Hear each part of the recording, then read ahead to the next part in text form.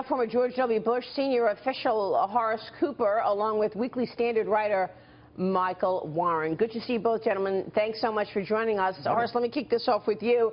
What's your take on how close these polls are getting right now?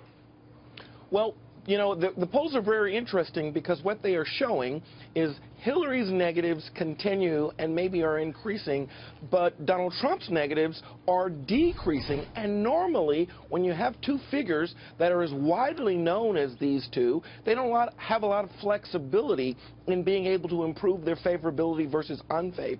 If Donald Trump continues on his trend, this could end up being an election with a fairly sizable ability to win 6, 7, or 8 points. How do you see it, Michael? Yeah, it's interesting. It sounds like most Americans or most voters agree with both Hillary Clinton and Donald Trump somehow that the other is not qualified to be president. It really is kind of an unprecedented situation here where you have these such unpopular candidates, one of whom is likely to be the next president. So I think you have a different situation, different dynamic going on where people are not voting really positively for their candidate, but more negatively against the candidate they don't like. That's something I don't know that we've seen before. There's always been some sort of enthusiasm for at least one of the candidates running. Yeah. So this is a different thing than I think we've ever seen before. How do you deal with that? Anthony Scaramucci, as a major fundraiser yourself, trying to raise money right now for Donald Trump. Well, there's no question that there's a huge demand out there, Maria, so all of that nonsense about the Republican donors not rallying behind Donald Trump isn't true. Oh, really? Absolutely not. I mean, maybe there are pockets of it, but the broad consensus is Republicans want to win, and they're going to consolidate around him. But I have a question for Horace, because you're saying 6 to 7%. That's like a Reagan landslide. So take us through the next 3 or 4 months of how that happens. Well, it's more like a George Herbert Walker Bush victory over Michael Dukakis. But here's what I'm looking at. You're seeing in March and April what was a 10 or 11 point gap when you looked at the Wall Street Journal poll or the Washington Post poll where Hillary was ahead of Donald Trump. And mostly that was because of the negatives that were associated with Donald Trump. His have declined. And you normally don't see that kind of drop. If he's able to continue that trend, that would lead to a significant amount of space for a larger size victory. You think your old boss will eventually come out and endorse him? Hey, I am looking and I am seeing a large number of the Republicans come together for consolidation. Now, will the former president actually come out and endorse Donald Trump? It may not matter because of this insurgency impression that he is able to leave people.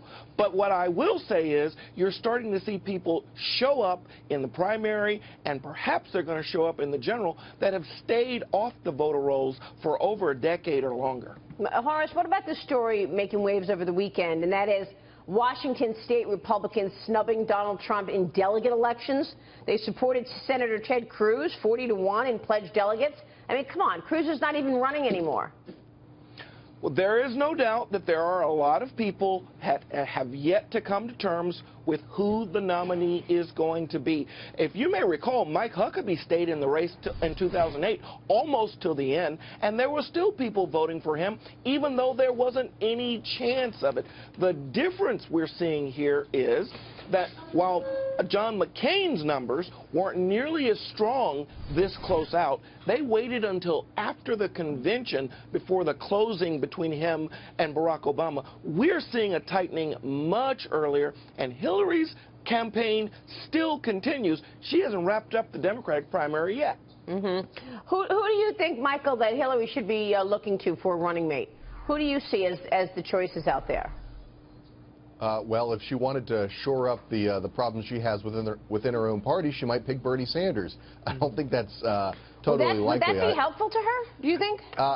Possibly. Look, I do think what we're talking about, these poll numbers and Hillary Clinton's sort of depressed poll numbers from what we expected at this point in the race, and a lot of that has to do with the fact that there are a significant number of Democrats, you know, this is still an open primary race somewhat in the Democratic side, who are dissatisfied with Hillary Clinton. So if she can pick somebody from her left, maybe not Bernie Sanders, maybe somebody like Elizabeth Warren, have two women on the top of the ticket, that could, I think, shore up these problems that she has with the Democrats who look at her and think, really, this is who we're going with for our nominee? I wonder what you guys think about that. Wouldn't Elizabeth Warren or even Bernie Sanders take the whole ticket so much farther to the left and actually be a negative for her? You know, Michael, we're looking at these unfavorability ratings, and they're high for both candidates, and that's what we led with here.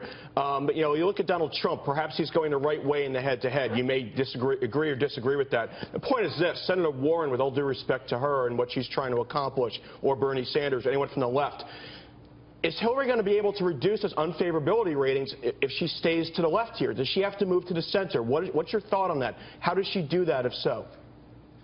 I don't know, to be honest, because this election is so sort of backward in the way that we generally think of things, right? You run to the right or the left, depending on your primary, in the primary, and then you run to the center in the general. But Donald Trump is kind of all over the ideological map here. So I think, you know, we kind of have to set aside any of these sort of conventions, even when it applies to Hillary Clinton. In a lot of ways, she's got an issue, I think.